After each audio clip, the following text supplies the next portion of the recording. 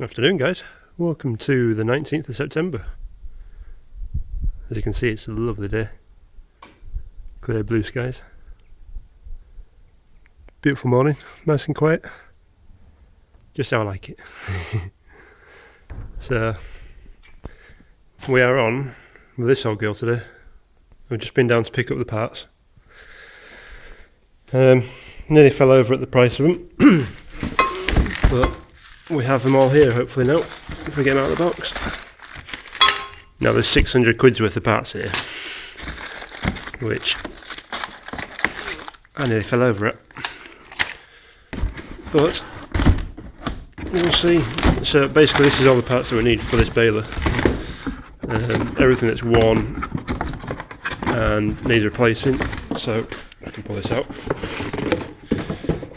Big bearing block to go on there. As you can see, that's fairly worn, and that's not moving anywhere. In fact, that's a replaceable bearing in there as well. John Deere's was actually a fixed bearing. Replaceable? Yeah, it might be. So that's the change. We have little dogs. No, sorry, in fact that's the collar. That's the collar off the end of the shaft that we broke. So I'd try and do this one-handed. So that one goes onto the end of that shaft on there. Oh, that's a bit tight, but I think that's just paint. We've got another spring for the clutch, as well as the bolts. And there should be a nut somewhere as well for it. So yeah, a pack of bolts and the spring to go on here for the clutch. In there, the clutch linings. Now I nearly fell over at the price of them. They're 45 quid each. They're cheaper online, but we've kind of thought, well, from John Deere there should be better parts. That's one of the little scrapers as well that's come off. You can see how much wear's on it. And that just goes down that corner there, just cleans off underneath the knife. Got the knife sharpened up. That scraper's come off now. I've got a replacement there, which is that one. Also the little hay dogs as well. Those. Yeah, that's one of the ones that snaps off. Oh, I'm going to replace, you see, but I haven't got the clutch. The clutch is getting skimmed, hopefully. So they can go in with the pins to hold them in. And I've got a little brass part there. This was nearly 20 quid's worth. And that just sits in there on the nutters for the lubrication system. So hopefully we'll have the old girl up and running soon. So the clutch is actually next door in the building, just there.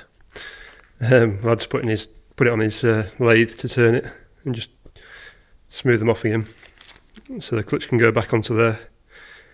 The drive shafts can go between there and the bearing, and there's a final drive shaft from there to the tractor that can go on. So hopefully we'll get everything done. Oh, and put that back to where it should be. What we did find, there was a load of slop in this. There's actually a bearing inside. Turn the light on. So in there is actually a bearing. There's actually a block with a pin that runs through to this body here. You can see the wire there because there's actually roll pins in it. And we thought that bearing had gone. Well, it's actually got so much slop up and down, which was causing the problem rather than the bearing gone. So I just put a washer in. You can see down there, a fairly thick washer. So there is now no up and down movement. It goes from side to side. Well, there is a bit of up and down, but there's no up and down where the bearing is. If that makes sense. That's just an oil line as well. So the grease nipple there. So yeah, she's coming on alright. We should get there this week hopefully. Maybe at weekend I think the lad's going to do those plates, but we should be fine. Oh, and there's graters as well. The graters want to go back in as well as the plunger. But it's all stuff we can do. Anyway, I'm going to leave it there. I'll catch you later. Cheers. Bye.